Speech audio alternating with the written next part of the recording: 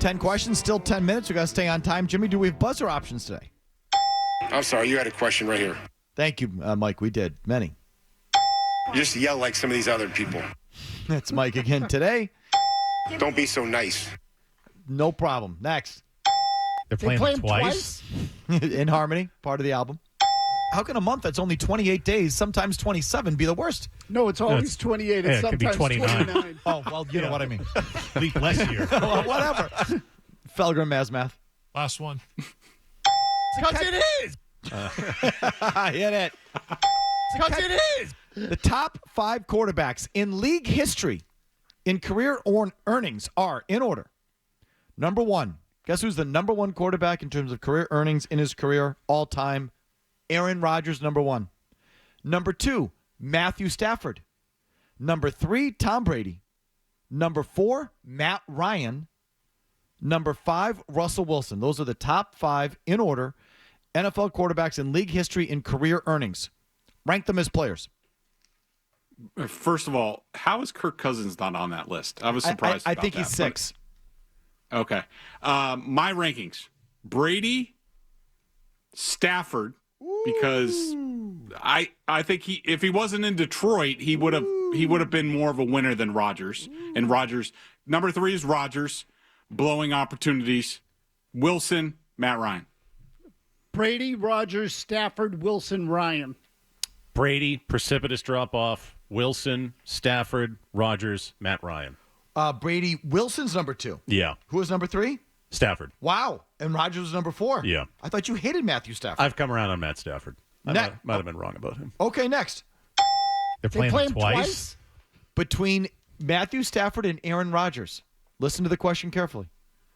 Who has the higher ceiling to give the Rams the best chance to win at a high level next year? No question it's Matthew Stafford because he's not like an old man and can actually sling the ball. So Matt Stafford has a higher ceiling right now than Aaron Rodgers. Mazz? Yes. Stafford. Again, the age is a factor, I'm sorry. And also, where they are in their careers.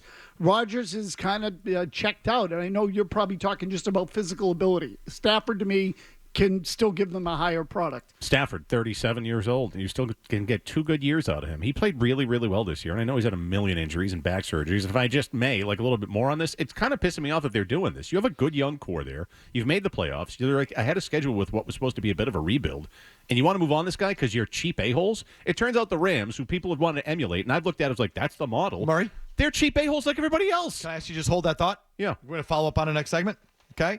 But I don't know why I think Rodgers has a higher ceiling there. Maybe I got a big dump in my pants as usual. Next. You just yell like some of these other people. Number 8, Judy Battista, NFL Media, wrote this week that the NFL is considering moving back the spot of the touchback to the 35-yard line. When I say moving back, moving the spot of a touchback to the 35. Right now it's the 30. So if you kicked it in the end zone, it was, you took a knee for a touchback. It's now at the 35 or moving the line with which you kick off at back 5 yards. This is all an attempt to boost returns. Your thoughts, Greg? First of all, I hate the kickoff and kickoff returns, so I would be fine with just putting the ball down, but I know that's a losing argument. But if they're going to make it a real play, which they're trying to do, then good, because all these robo-leg kickers are booting the thing out. Make it a real play if that's what you want to do. So do both. Do both.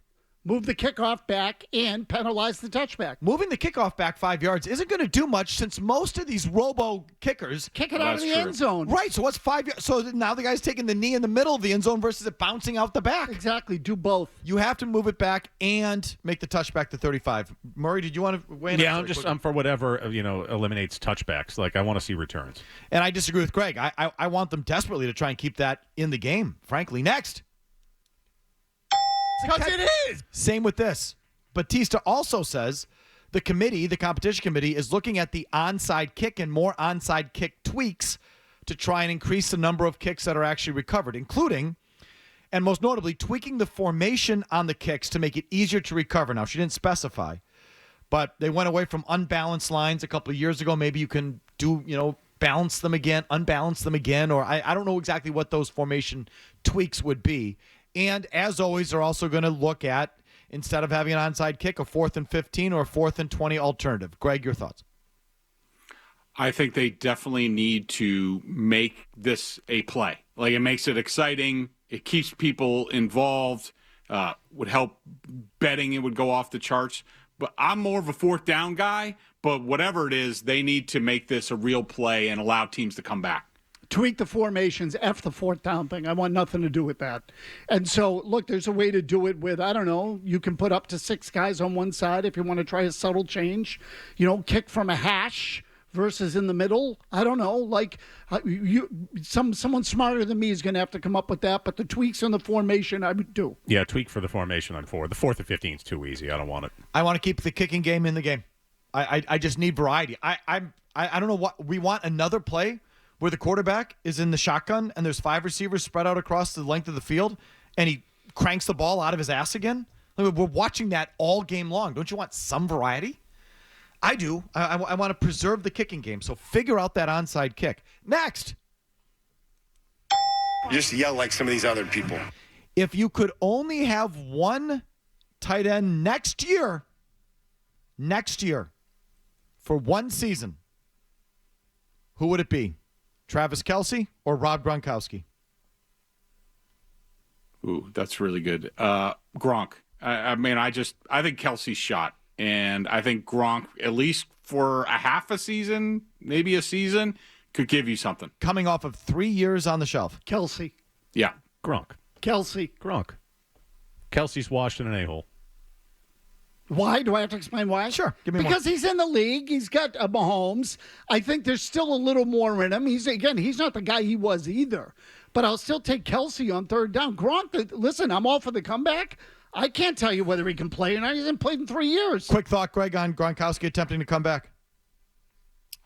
I don't really have one. I would rather him not come back. I would rather him just, stay healthy and all those things.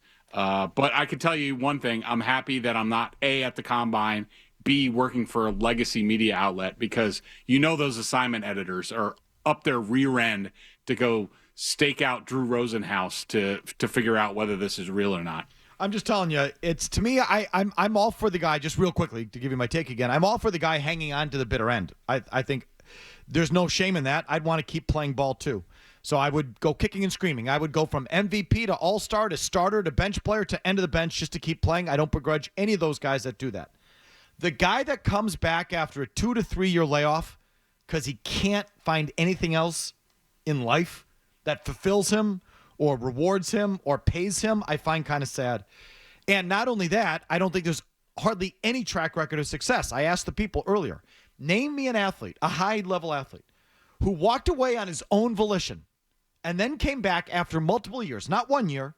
This is 3 years for Gronkowski, 2-3 years out. Who came back and had any success? And I said, what coaches even did it?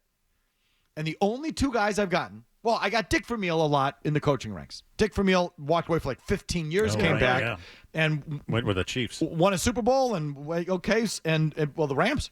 Oh, right, He won a Super Bowl with the 99 Rams or 2000, whatever year that was. Yeah. And then had success with the Chiefs. So Vermeil, good. There's a coach. Player, well, all I've gotten is boxers. George Foreman and guys like this. Greg, you have a thought? The only one, and it's not completely the same, but I covered him and I was there for this. Ricky Williams basically missed 2 seasons, 04 and 06. He was suspended, wasn't he? He retired. Yeah, yes, sort of, kind of. So I thought he retired to avoid the suspension.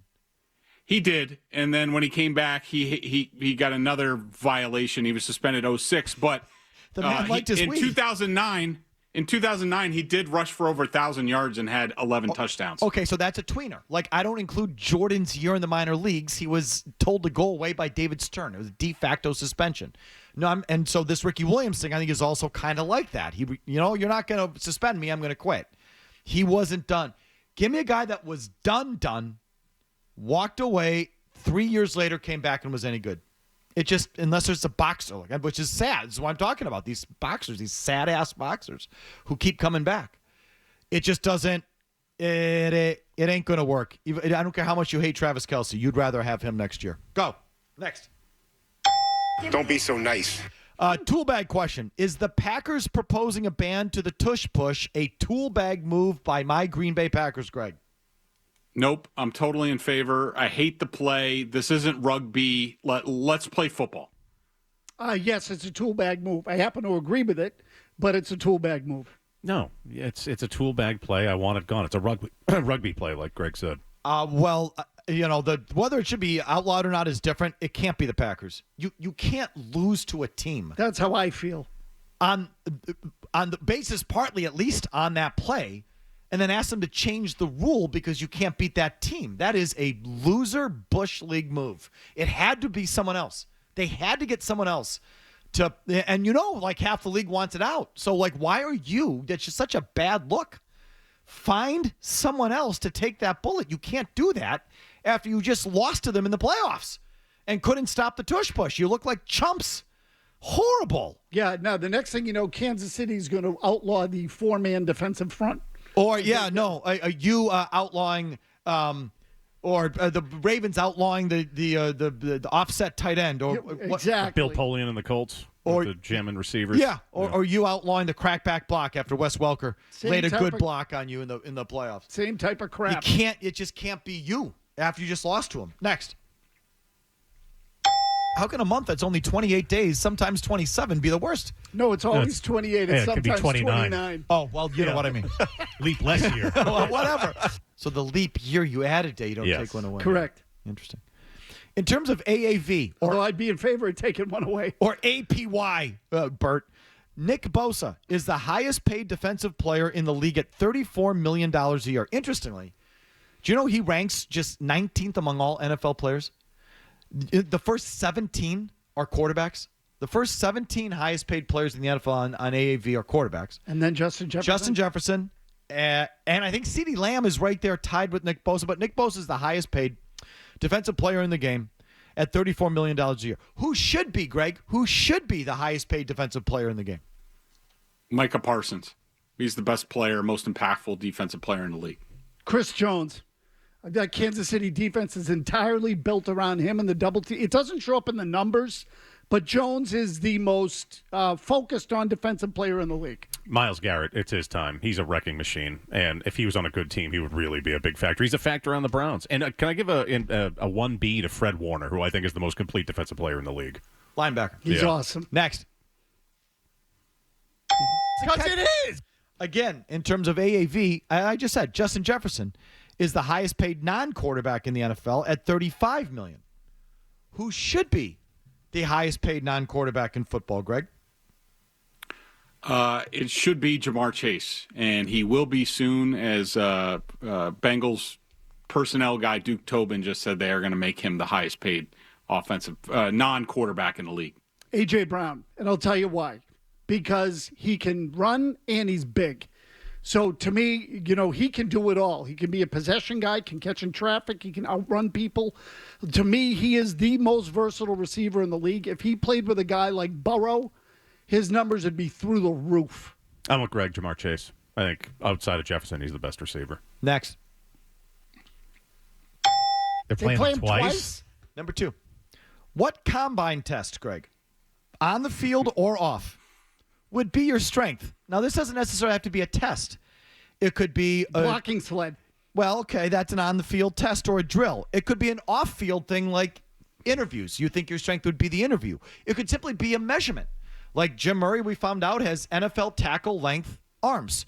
So Jim's would be just measure my arms. I could be an NFL tackle. So it could be anything. A measurement, a drill, and off. What would be yours? The one thing to put yourself in the absolute best light at the combine, what would you do? Okay, the number one thing would definitely be the interview. I think I would do really well in the interview with teams. Insufferable. Seriously. It's like, Would go on forever. Would this guy stop talking already? It's like Burt Breer. But I will say, as far as an on-field thing, number 2, I think I would do pretty well at the gauntlet. The big fella has some pretty good hands, and I would stay straight down that line, too. It'd take an hour to get you to run the gauntlet. Did you Whatever. Did you play in high school, Greg? A little bit. What does that mean? Tight end. And what does that mean? A little bit. You didn't make the team. You quit. I played in Florida. I played in Florida for a couple years, What does that and mean? then I came back up. And then you didn't play I up here? played for a couple years Why didn't you continue all the way through high school? because we moved up here, And they didn't have a- golf was in the fall.